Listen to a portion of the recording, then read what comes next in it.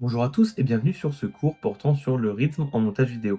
Alors le rythme en montage vidéo, qu'est-ce que c'est? Le rythme en montage vidéo, c'est tout simplement une composante essentielle de ce qui fait l'âme d'un montage vidéo, d'une vidéo, voire même d'un film, d'un projet vidéo tout simplement. Ça fait partie d'une triforce, de trinité à respecter absolument lorsqu'on fait de la vidéo. Absolument. En premier passe l'émotion, d'accord? L'émotion, ça représente plus de la moitié de l'importance de ce qui doit être ressenti, ok? C'est-à-dire que si l'émotion n'est pas là, vous pouvez jeter votre projet à la poubelle, il ne sert à rien. Ensuite, il y a l'histoire, d'accord? Donc c'est juste en dessous, ça reste très important, hein, c'est le deuxième point le plus important en montage vidéo. Et enfin, il y a le rythme, d'accord? Donc de ces trois-là, le rythme est le moins important, mais il reste quand même primordial en montage. Pourquoi? Parce que nous, actuellement, là, en tout cas, je m'adresse, je pense, à des gens qui sont plutôt dans le domaine YouTube, réseaux sociaux. L'émotion ou l'histoire, c'est parfois un peu plus compliqué de les avoir, parce que c'est pas forcément toujours le thème ou ce qui est recherché par le vidéaste. C'est compliqué de créer de l'émotion ou de l'histoire dans ce genre de situation. Donc là où on va pouvoir se focaliser par contre, c'est sur le rythme. Le rythme, c'est tout simplement une des composantes du schéma narratif. D'accord? C'est une conséquence du schéma narratif. Ce que vous pouvez voir ici, là, c'est tout simplement un schéma narratif en 3 actes, classique, traditionnel, inchangé, efficace, ça ne bougera jamais. D'accord? C'est simple, ça commence par un début, un milieu, une fin, c'est aussi bête que ça. Donc là, comme vous pouvez voir, en ordonnée, on a ce qui est l'intensité ressentie par le spectateur liée à l'action ou à ce qui se passe à la caméra. Et en abscisse, vous avez tout simplement la temporalité. C'est-à-dire que là, plus on va en abscisse, plus ça va dans le temps, et plus on va en ordonnée, plus ça va en intensité. Donc, faut le voir, on suit une espèce de forme comme ça, un peu de montagne russe. D'accord? Gardez ce terme montagne russe, c'est très important, je ne le dis pas pour rien, car ça va être un peu la métaphore principale de ce cours. Donc on a cette courbe un peu en montagne russe, donc vous voyez, on commence l'exposition, donc on présente ce qui se passe. Ensuite, on a un conflit, une action, un climax, un dénouement, une résolution. Et je vais pas m'attarder dessus dans ce cours-là, parce que ça, ce sera plutôt réservé au cours sur l'histoire, d'accord? Mais là, je vais plutôt vous montrer une tendance qui se dégage de cette courbe. Cette tendance, c'est quoi? C'est qu'on a ici une tension, ok, une montée en tension, et un relâchement, d'accord? C'est tout bête, ok? Mais une fois que vous avez compris ça, vous avez déjà compris les bases du rythme en montage vidéo. C'est un échange, c'est une respiration continue entre tension et relâchement, d'accord? Comment représenter ça? Moi, ce que j'aime bien faire, c'est d'imaginer vraiment ça sous forme de montagne, d'accord? Et montagne vue de haut. Et qu'est-ce qui se passe quand on voit des montagnes de haut? On fait ce qui s'appelle une carte topologique. Et cette carte topologique vous permet de voir les différences d'inclinaison, donc d'intensité dans la montagne. Parce que plus c'est incliné, plus ça va être difficile à grimper, vous voyez. Et bien là, c'est pareil, vous voyez. On essaie d'exposer ça, ok, cette courbe-là qui monte, à tout simplement une carte topologique. Pourquoi? Parce que là, on va rentrer directement dans le cut, d'accord? Plus on va grimper en intensité, plus il serait cohérent d'augmenter son nombre de cuts, d'accord? Évidemment, c'est au cas par cas. Donc, vous pouvez voir là, imaginons que c'est une timeline vidéo, ou plutôt cette courbe-là vidéo, on a plus de cuts, donc plus d'intensité vers les zones où c'est plus pentu, où il y a un stress plus élevé.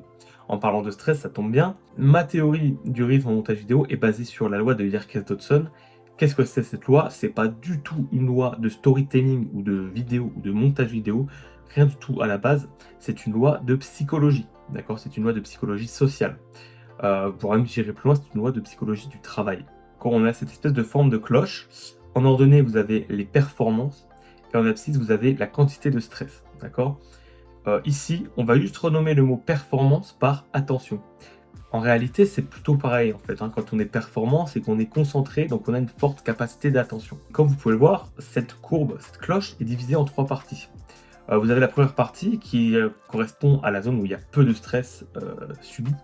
Cette partie-là, comme vous voyez, ennui, apathie. C'est vraiment la situation où on reçoit suffisamment peu d'informations pour s'ennuyer. Ok, on reçoit trop peu de choses pour vraiment se concentrer, pour vraiment ressentir quelque chose. Enfin, à la fin, vous voyez, la dernière partie, vous avez trop de stress, donc fatigue, anxiété, rupture, burn-out. Comme je vous ai dit, c'est de la psychologie du travail à la base, hein. Mais qu'est-ce que ça veut dire? C'est que quand on reçoit trop d'informations à la seconde, eh ben on lâche prise, on perd notre attention. Et entre les deux, vous avez ce qui s'appelle la zone de performance. Là, on reste dans ce que je vous avais dit par rapport au cut, même si ça s'applique à tout ce que je vais vous expliquer après. Il y a une règle en montage vidéo, c'est quoi? C'est de garder toujours des plans en moyenne de 5 à 6 secondes, en moyenne. Si jamais vous voulez vraiment perdre votre spectateur, le pire à éviter, ce serait d'aller dans ces 2 zones-là, d'accord? Si vous faites des plans en moyenne beaucoup trop longs, ça peut perdre quelqu'un. Si vous faites des plans en moyenne beaucoup trop courts, ça peut perdre quelqu'un aussi, parce que ça va causer trop de stress ou pas assez de stress, d'accord? Bien évidemment, il est important, voire même primordial, d'adapter la longueur de vos cuts à ce qui se passe à l'écran, tout simplement à ce qui est dit, à ce qui est raconté. Donc évidemment, le rythme va devoir s'adapter à l'histoire, et d'ailleurs l'histoire va devoir s'adapter à l'émotion.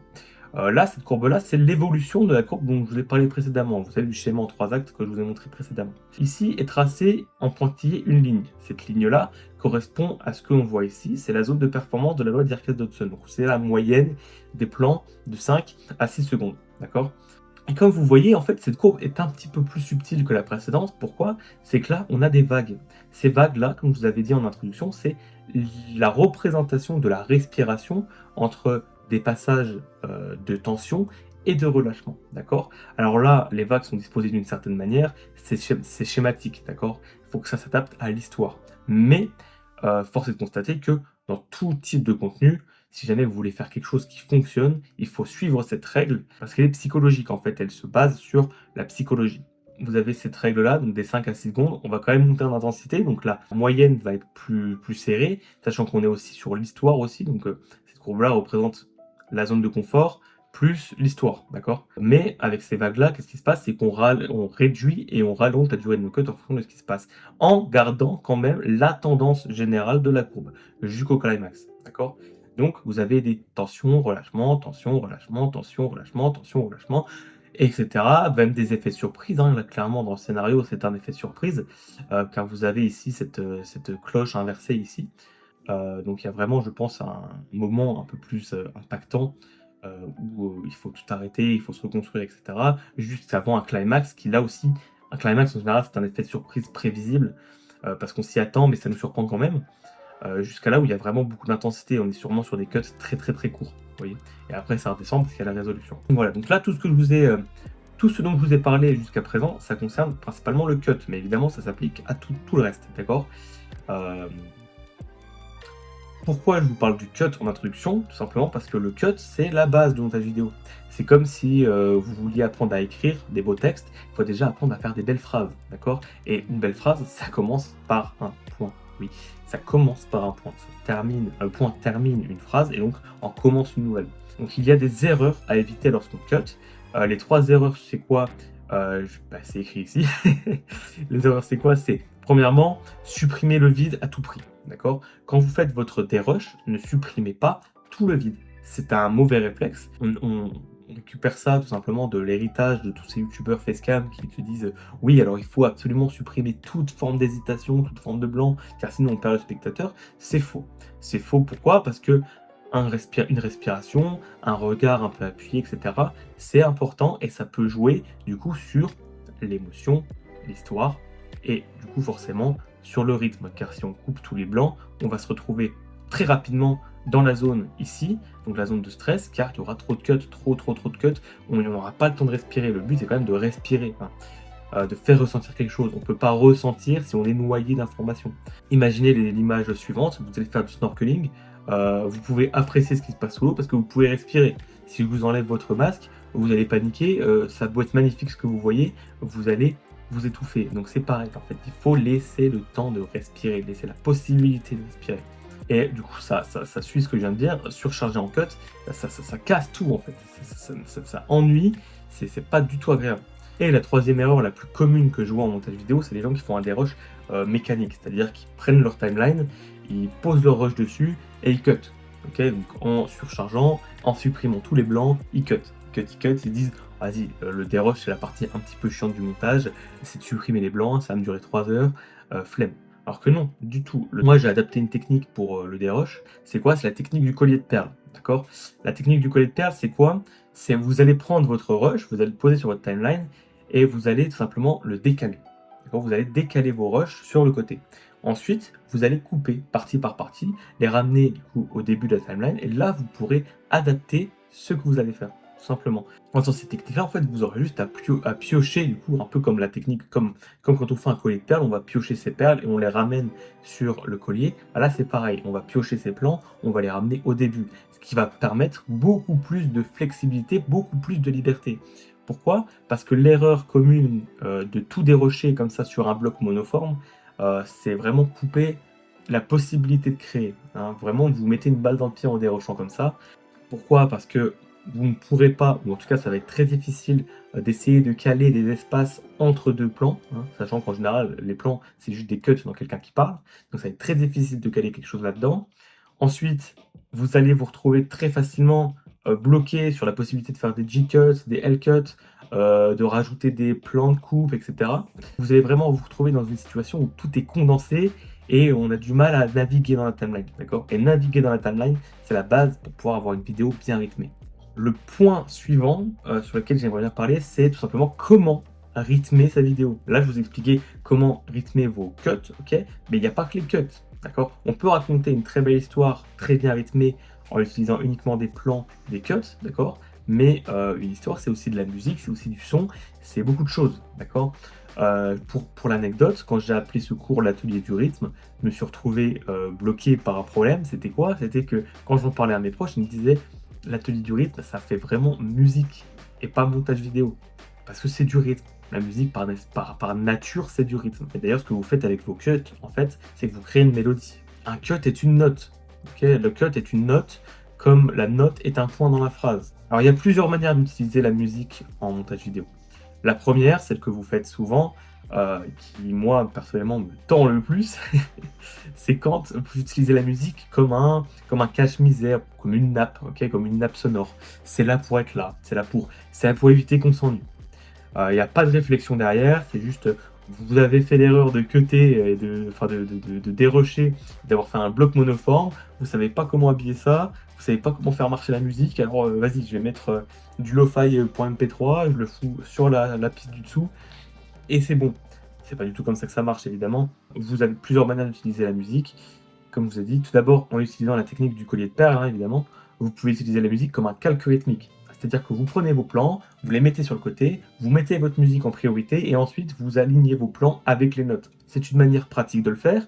Évidemment, pourquoi? Parce qu'on se retrouve dans une situation où on peut avoir cette liberté, d'accord, de poser ses cuts comme on veut et du coup de les caler sur le tempo. Et la musique, par définition, est rythmée. Donc votre vidéo sera rythmée. Euh, vous aurez un tempo qui sera du coup à ajuster en fonction de ce qui se passe. Prenez pas une musique hyper rythmée dans une situation où c'est tendu, c'est logique. Et évidemment, il faut qu'elle ait un thème, un ton qui soit cohérent avec ce qui se passe, d'accord? Mais là, je vais pas trop m'attarder dessus, ce sera plutôt sur le sujet de la vidéo sur l'émotion. Et si jamais vous ne savez pas comment caler vos plans à votre musique, parce que bah, ça dépend, hein, certaines musiques n'ont pas forcément une mélodie très distincte, vous pouvez utiliser la technique des mesures, d'accord? Vous comptez les mesures de votre musique et tout simplement, vous calez vos plans dessus. Comme quelqu'un qui veut faire du rap, il va caler son texte, son flow sur le tempo de la musique. Bah là, c'est pareil en fait. Donc vous comptez les mesures, en général c'est 1, 2, 3, 4, après ça peut dépendre, ça peut varier, mais c'est très rare, et vous jouez avec. Et ça peut vous servir de blueprint pour la fréquence de vos cuts, d'accord? Vous allez casser le tempo, vous allez le rallonger, et là ça va pouvoir complimenter ce que je vous avais expliqué précédemment avec la map topologique, avec la durée de vos cuts. En plus de la musique en montage vidéo, évidemment il y a quelque chose d'assez important, c'est le sound design. Alors là, je vous en ai listé 4, mais évidemment il y en a beaucoup plus à prendre en compte. Pour moi ça, ces 4 là, c'est les 4 essentiels. Si vous ne les mettez pas dans votre montage, vous perdez quelque chose, d'accord? Le premier, c'est le riser. Alors, je vous ai fait un petit dessin de à quoi ça est censé ressembler. C'est tout simplement un son qui monte en puissance, d'accord? C'est un son, du coup, qui sert à créer du suspense, de la tension, par sa nature de son très fort qui monte en intensité. Son antagoniste, disons, c'est l'impact. C'est tout simplement le même fonctionnement, mais à l'envers. Ça sert à créer du relâchement, tout simplement. L'impact sert à mettre de l'emphase sur ce qui se passe. On monte en puissance, impact. C'est comme si on envoyait un feu d'artifice dans le ciel, mais qu'on n'entendait pas l'explosion. C'est très frustrant. L'impact, c'est l'explosion de ce feu d'artifice. D'accord? Ensuite, vous avez le whoosh. Alors le whoosh, il a malheureusement été victime de son succès parce qu'il a perdu sa nature. Mais le whoosh, en réalité, c'est un son qui est un mix un peu aplati du riser et de l'impact. Ça sert à quoi? Souvent, ça sert à faire de la transition. D'accord? On passe d'un plan à un autre, on met un whoosh. Ok? Parce que la fin d'un riser et le début d'un impact, ça peut être très intéressant et c'est même recommandé de l'utiliser comme manière de faire des transitions. D'accord? Si vous êtes là, vous avez sûrement vu ma vidéo sur le cut, sur l'art du cut, sur comment éviter de faire des transitions goofy. Bah, voilà une technique. D'accord? Tout simplement, caler vos cuts avec votre son. D'accord? Le montage vidéo, c'est 70% auditif. Le whoosh, c'est nickel parce que en fait, on a un peu un riser et un peu un impact. Donc c'est bien dans des moments où on n'a pas besoin de surcharger non plus de tension, de oh mon dieu, il va se passer des choses. On est sur une situation plutôt simple. Un petit whoosh, ça passe. Vous calez simplement au milieu, là, au milieu de la cloche, là où ça commence à redescendre et vous avez votre transition, d'accord? Ça permet de rythmer des séquences dans des moments un peu plus calmes, un peu plus tranquilles. Et enfin, vous avez ce son d'effet qui s'appelle le drone. Le drone, qu'est-ce que c'est? C'est un son d'ambiance, d'accord? Ça va pas remplacer la musique, ça va pas remplacer le reste du son design, ça va l'enrichir, d'accord? C'est vraiment des sons qui représentent une ambiance. Vous avez des drones qui peuvent vous faire ressentir comme si vous étiez en train de voler. Vous avez des drones qui peuvent vous faire ressentir comme si vous étiez enfermé dans une cave ou dans une caverne, vous voyez? C'est vraiment des sons très, très, très, éthériels, donc très ambiance, d'accord? C'est important de les utiliser non seulement pour l'émotion, que pour l'histoire, mais aussi pour le rythme. C'est très important de les utiliser et je vois personne utiliser de drone. C'est dommage, d'accord? Complémentarité des drones, vous pouvez évidemment utiliser des sons d'ambiance un peu plus, créatifs, tout simplement. Vous êtes dans la forêt, le bruit des oiseaux, des feuilles contre le vent, enfin du vent contre les feuilles, pardon, etc. C'est un drone en soi, c'est une map. Vous êtes tout simplement dans une situation tendue. Moi, ce que j'aime bien utiliser, c'est d'ailleurs ce que j'ai utilisé dans ma vidéo sur le cut, c'est des sons de battements de cœur. Et vous pouvez les enchaîner, les aligner, les mettre les uns à la suite des autres ou l'un par-dessus l'autre pour créer vraiment une ambiance totale et complète et immersive, d'accord? L'avantage, comme je vous ai dit, moi, d'utiliser des battements du cœur ou des sons comme ça, des maps sonores avec un certain tempo, c'est que ça va jouer sur vos battements du cœur. Donc là, j'utilise des battements du cœur au sens littéral, mais ça peut très bien être des cliquetis, ça peut très bien être des claquements, je sais pas, de tonnerre, etc. Ça va jouer sur votre ressenti psychique et physique, d'accord? Évidemment, n'hésitez pas à bombarder le sound design de tout ce que vous voyez et surtout en étant créatif. Si vous êtes dans des situations où on a un gros plan sur un œil, par exemple, un œil qui bouge, et que vous voulez vraiment mettre l'accent sur le fait que cet œil-là bouge, bah, vous mettez un son un peu organique, un peu ralenti, etc. Ça va encore une fois enrichir votre rythme parce que ça va faire une coupure un peu dans la durée de vos cuts. Ça va enrichir votre scénario et votre émotion. Donc c'est parfait, vous voyez. Le sound design, c'est vraiment l'épine dorsale avec la musique de votre rythme et même de tout le reste en fait, de votre vidéo tout simplement. Le point suivant, c'est quoi? C'est le B-roll et le motion design en montage vidéo. Si vous êtes ici, il y a de fortes chances d'ailleurs que vous ayez un niveau assez avancé en montage vidéo. Et qui dit niveau avancé en montage vidéo dit souvent niveau assez bon en motion design. Moi personnellement, je suis très mauvais en motion design. Mais il y a quelque chose que j'ai remarqué souvent, c'est les gens qui font du motion design, c'est quoi? C'est qu'ils font leur animation et qui s'arrêtent là en fait. Ok, votre animation elle est jolie. Maintenant, il va falloir couper dedans. Il va falloir traiter votre animation, votre composition comme un rush à part entière. Vous allez faire des cuts, vous allez faire des zooms, vous allez vraiment le faire vivre. Votre nouveau rush, le motion design, c'est la création d'un nouveau rush. D'accord? Il faut le traiter vraiment comme un plan à part entière. Donc mettez votre ego de côté, vous avez fait une très belle animation de loin, maintenant il va falloir zoomer, il va falloir il va falloir s'en servir de cette animation. À part si elle se suffit à elle-même, bien évidemment, mais souvent elle ne se suffit pas à elle-même. Vous avez des cartes du monde, on voit des passages comme ça, etc. Mais on perd complètement le regard. Et c'est pareil pour les b-rolls. Les b-rolls ne sont pas des plans d'illustration, les b-rolls ne sont pas des cache-misères. Les b-rolls, c'est pas juste pour faire joli et pour imager, d'accord? Une règle en montage vidéo qui est assez importante, c'est quoi? C'est d'éviter de faire banane. C'est-à-dire que si votre personnage ou si votre vidéaste dit le mot banane, s'il dit aujourd'hui j'ai mangé une banane, n'allez pas mettre un putain de b-roll de banane. Ça paraît bête dit comme ça, mais j'en vois beaucoup qui font l'erreur, soit par flemme, soit par manque de connaissances. J'espère que c'est par manque de connaissances. Mais beaucoup de gens, voilà, ils vont foutre une image de ce que dit la personne. Hier, je suis allé chez le médecin, image de médecin. Ça n'apporte rien. Ça n'apporte rien. Et là, je suis encore en train de dévier du rythme. Je suis en train de partir vers l'émotion et la narration. Mais vraiment, ça n'apporte rien. Vous voulez travailler. Vous faites des cuts dedans. Comme je vous ai dit pour le motion design, vous faites des cuts dedans. Ça va avec, c'est de faire de l'emphase en fait. Faites de l'emphase. Le montage vidéo, c'est l'art de montrer et de faire ressentir des choses, d'accord? des zooms, des ralentis, des gros plans, des sons, d'accord? Tout ça, ça sert à appuyer ce qui est dit ou ce qui doit être mis en avant et ça se fait par le rythme, d'accord? Vous voulez montrer quelque chose d'important, OK, qui a de la valeur, quelque chose sur laquelle on s'est battu tout le long de la vidéo, n'allez pas faire durer ce plan-là la même durée que les autres plans. Il faut qu'il soit plus long, il faut qu'on le regarde, il faut qu'on l'observe, il faut qu'on soit admiratif de ce qui se passe. Vous voyez, c'est de la logique bête et dure. Le zoom, c'est aussi un bon moyen de rythmer votre vidéo parce qu'un zoom qui est bien placé, d'accord, c'est un peu l'équivalent d'un cut. Donc ça permet de couper un peu la monotonie. D'accord. D'accord, donc l'emphase, donc elle peut être mécanique, comme je vous expliquais, avec les zooms, avec les cuts, etc. Mais elle doit surtout être illustrative. D'accord, c'est vraiment isoler un détail pour lui donner de l'importance. Pareil, c'est quelque chose qui malheureusement est vite problématique quand vous faites vos dérushs de manière mécanique et que vous vous retrouvez avec un gros bloc de plan, c'est que la personne dit oh voilà ce qui s'est passé, paf, et ensuite vu que vous n'avez pas pris le temps de faire respirer ce qui se passe, et ben on n'a pas le temps de s'attarder sur ce qui se passe, on l'oublie. Voilà, on l'oublie. Et enfin, la narration. Il faut que ça serve la narration, d'accord? Faut que votre plan du coup, qui sert à mettre l'emphase sur quelque chose, soit non seulement plus long, qui serve à illustrer ce qui est dit, mais il faut pas que ce soit bête et méchant. Encore une fois, je vous dis, il faut que ça évite de faire banane. C'est pas de dire regardez ce qui se passe, c'est plutôt de dire ressentez l'importance de ce qui se passe. Vous voyez? Mais là, pareil, je vais pas trop m'attarder dessus, ce sera plutôt sur l'émotion. Enfin, une règle qui est primordiale quand vous faites du montage vidéo, c'est de démonter, hein, tout simplement démonter votre montage. Il n'y a rien de plus désagréable qu'un montage qui est trop long. Une vidéo qui est trop longue, il se passe des choses qui ne servent à rien, vous les cuttez.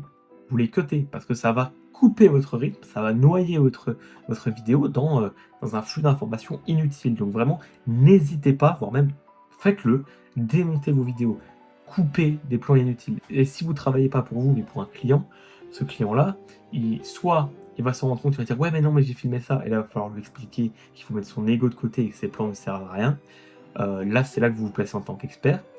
Soit si c'est pour vous, c'est vraiment là votre ego qu'il faut mettre de côté. Vous êtes très fier de ce plan que vous avez tourné, vous dites quelque chose que vous trouvez joli, mais si ça ne sert à rien, si ça casse votre rythme, votre histoire et et que ça coupe les émotions ressenties, ça doit dégager. D'accord? Si vous pouvez raccourcir 2 heures de rush en 10 minutes de vidéo, faites-le. Premier degré, faites-le. Car ce qui sert à l'histoire améliore le rythme. D'accord? Il faut que ça s'enchaîne de manière fluide. Si vous avez des choses qui ne servent à rien, ça va tout casser et vous allez vous ennuyer. Donc là, on vient de voir le rythme, mais comme je vous ai dit, ça fait partie d'un triptyque. Donc comme vous avez pu remarquer, j'ai de temps en temps dévié vers émotion et histoire. Je vais faire pareil dans ces cours-là, sur l'émotion et l'histoire, je vais dévier vers le rythme. C'est vraiment des choses à prendre en compte x3, d'accord? En soi, ce cours-là se suffit à lui-même, hein, vous avez regardé un cours sur le rythme, vous savez rythmer une vidéo dès à présent, mais c'est important de savoir aussi comment rajouter de l'émotion et de l'histoire. Tout simplement parce que c'est auto-nourrissant. Si vous savez bien raconter votre histoire, ça va améliorer votre rythme. Et surtout, si vous savez bien gérer les émotions, ça va améliorer votre histoire et votre rythme. D'accord? Je vous ai parlé de montagne russe en début de vidéo. Moi, je vais vous donner une technique sur comment savoir si votre rythme est bon. C'est quoi? C'est tout simplement, vous tracez la courbe d'intensité, donc un peu comme ça, vous voyez? Un peu comme ça, vous tracez la courbe d'intensité de votre vidéo. Au début, faites-le sur papier si besoin, vraiment. Mais au mieux, vous pouvez le faire dans votre tête. Vous tracez cette courbe et vous vous dites, est-ce que c'est le genre de montagne russe dans laquelle j'aimerais monter? Si votre montagne russe vous plaît, si vous vous dites, ça fait vraiment une courbe que j'aimerais rider parce qu'il y a des variations, on va dans plusieurs directions, ça surprend à par moment, bah c'est bon, c'est votre rythme, il est OK. Par contre, si jamais vous tracez votre courbe d'intensité et que vous vous dites, bah, on s'ennuie, quoi, on s'ennuie, la courbe, les variations sont beaucoup trop plates, etc., bah, c'est le signe qu'il faut retravailler votre rythme. Donc la longueur de vos cuts, laissez respirer votre musique et utilisez-la comme nappe, d'accord? Et enfin, bombardez le sound effect, d'accord? Traitez vos b-roll, traitez votre motion design comme des plans à part entière. Et là, vous pouvez rythmer votre vidéo avec la plus grande liberté du monde. Vous pouvez créer votre propre montagne russe à chaque fois. À chaque fois, vous allez créer votre propre montagne russe, mais surtout, évitez de tomber dans le trajet de train, d'accord? Pour faire simple, ici, en fait, le but, c'est de rester dans la loi d'Irkazov, de passer d'un état à l'autre continuellement, tout en restant quand même proche de la sweet spot des 5 à 6 secondes. Et l'erreur commune, c'est d'aller tout le temps dans trop de stress. Vous faites trop de cuts, trop rapide, et c'est chiant, en fait, c'est vraiment chiant, je suis désolé. Vu que vous faites votre dérush mécaniquement et que tout est dans un seul bloc, vous faites beaucoup de cuts et on s'ennuie. C'est malheureusement une idée reçue qui a duré beaucoup trop longtemps sur le web, c'est de se dire plus il y a de cuts, plus ça enchaîne, plus on a un taux de rétention élevé. MrBeast, pour citer que lui, qui est quand même la référence dans l'attention editing, même lui a admis son erreur, et dès qu'il a commencé à faire des plans qui respirent et vraiment des vidéos avec une courbe narrative rythmée, bah là il a commencé à vraiment encore plus péter ses vues. Il a admis son erreur. Faut savoir faire ça. Il faut le savoir le faire. C'est vraiment ce qui va vous permettre de vous démarquer en tant que monteur, signer des plus gros contrats et avoir tout simplement une meilleure réputation, une meilleure crédibilité et tout simplement un meilleur talent de monteur. Ok, tout simplement. Voilà. Je vous remercie pour l'attention que vous avez portée à ce cours. J'espère vous voir sur les cours de l'émotion et de l'histoire. Et on se retrouve maintenant sur la partie de l'exercice.